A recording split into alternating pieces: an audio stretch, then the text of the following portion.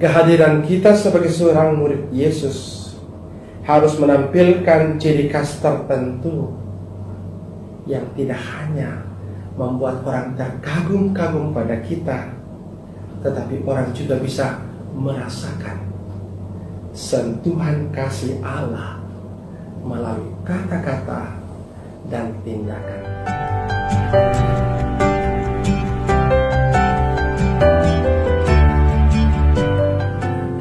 Bapak, Ibu, dan saudara-saudariku yang terkasih, selamat berjumpa. Mari kita mengawali permenungan kita hari ini dengan berdoa singkat bersama-sama. Dalam nama Bapa dan Putra dan Roh Kudus. Amin. Datanglah ya Roh Kudus, terangilah hati dan pikiran kami, agar kami mampu mendengarkan dan merenungkan sabda Allah yang Engkau hadirkan di dalam hidup kami pada hari ini. Dengan pengantaran Kristus Tuhan dan Juru Selamat kami. Amin. Dalam nama Bapa dan Putra dan Roh Kudus. Bapak, Ibu, dan saudara-saudari yang terkasih, salam sehat untuk kita semua. Hari ini kita akan mendengarkan bacaan dari Injil Matius bab 10 ayat 1 sampai dengan 7. Yesus memanggil ke-12 muridnya dan memberi kuasa kepada mereka untuk mengusir roh-roh jahat dan untuk melenyapkan segala penyakit dan segala kelemahan. Inilah nama ke-12 murid itu.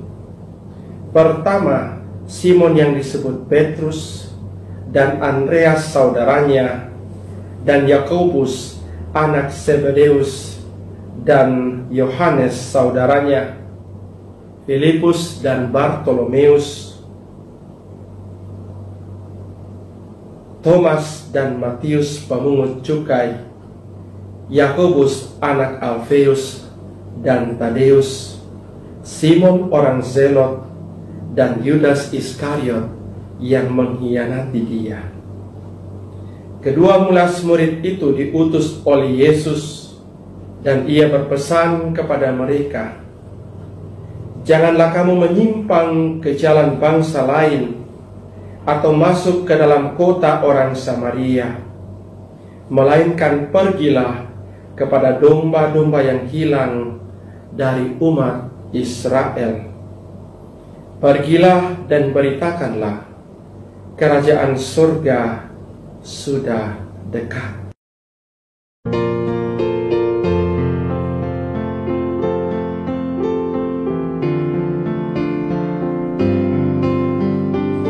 Hari ini kita mendengarkan kisah panggilan ke-12 murid Yesus dalam versi Injil Matius.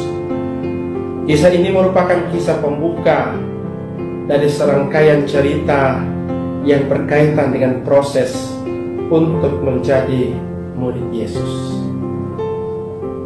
Ada dua hal yang mau ditegaskan melalui bacaan yang baru saja kita dengarkan hari ini. Yang pertama, panggilan untuk menjadi murid Yesus itu adalah sebuah berkat, sebuah anugerah yang diinisiasi, diawali oleh Tuhan Yesus sendiri. Dialah yang memanggil, dialah yang memilih. Tugas para murid adalah membuka hatinya, membiarkan dirinya menjawab ya untuk panggilan itu, lalu menjalankan misi yang dipercayakan oleh Tuhan Yesus kepada mereka. Untuk menjadi murid Yesus yang baik, hendaklah kita ingat apa yang dikatakan oleh Tuhan Yesus dalam bagian lain dari kisah Injil. bukan kamu yang memilih aku, melainkan akulah yang memilih kamu.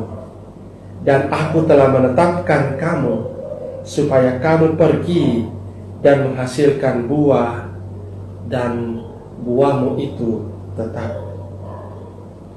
Yang kedua, ketika Yesus memanggil para murid, Ia memanggil mereka dengan cara yang khas, secara personal.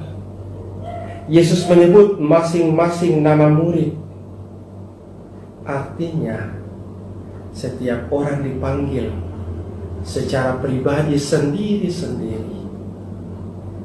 Menjadi murid Yesus itu terjadi bukanlah karena kita sekedar ikut-ikutan, ikut nimbrung teman, atau karena kita dipaksa. Menjadi murid itu terjadi karena sebuah panggilan yang sifatnya personal dan kita jawab secara personal. Penyebutan nama masing-masing murid juga mau menunjukkan bahwa murid-murid tersebut punya keunikan dan latar belakang mereka masing-masing. Dan ketika memanggil para murid, Yesus mengharapkan setiap murid itu berkontribusi berdasarkan kemampuannya. Bapak Ibuku, Bapak Ibuku yang terkasih, saudara-saudariku yang tercinta, kita semua juga telah dipanggil untuk menjadi murid Yesus. Kita sudah dibaptis, kita sudah menyambut Yesus dalam Ekaristi, kita menerima sakramen Krisma, kita diutus entah dalam hidup berkeluarga ataupun hidup membiara, entah menjadi bapak atau ibu dari anak-anak kita, entah menjadi pastor, frater, dan suster. Itu semua adalah panggilan yang dianugerahkan kepada kita secara personal. Pertanyaannya bagi kita, sudahkah kita jawab panggilan itu dengan baik? Sudahkah kita melaksanakan tanggung jawab yang diberikan kepada kita dengan sungguh-sungguh? Menjawab panggilan yang diberikan dengan sungguh-sungguh berarti menjaga marwah dari panggilan itu. Orang yang dipanggil dalam hidup berkeluarga hendaklah menjadi bapak atau menjadi ibu yang bertanggung jawab, yang bersikap baik terhadap anak-anak. Mereka yang dipanggil hidup membiara, mereka harus setia pada kaum-kaumnya, pada tugas yang diberikan kepada mereka. Dan akhirnya Tuhan Yesus juga mengharapkan sebenarnya kepada kita, ketika kita jadi muridnya, hendaklah kehadiran kita memberi pengaruh yang positif, menampilkan sesuatu yang berbeda dan berkontribusi terhadap kehidupan banyak orang. Ingatlah apa yang dikatakan oleh Tuhan Yesus dalam Injil Matius bab 25 ayat 35 sampai 36. Ketika aku lapar, kamu memberi aku makan. Ketika aku haus, kamu memberi aku minum. Ketika aku seorang asing, kamu memberi aku tumpangan. Ketika aku telanjang, kamu memberi aku pakaian. Ketika aku sakit, kamu melawat aku. Ketika aku di dalam penjara, kamu mengunjungi aku.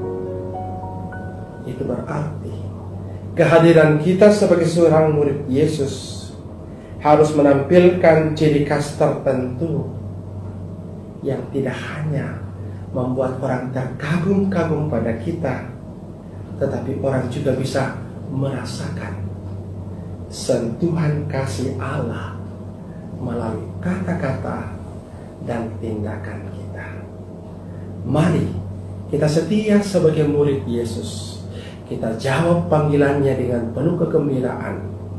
Kita tunjukkan bahwa kita ini adalah murid yang baik, yang bisa membawa kerajaan Allah menjadi lebih dekat kepada orang lain, sebagaimana pesan Tuhan Yesus dalam bacaan Injil.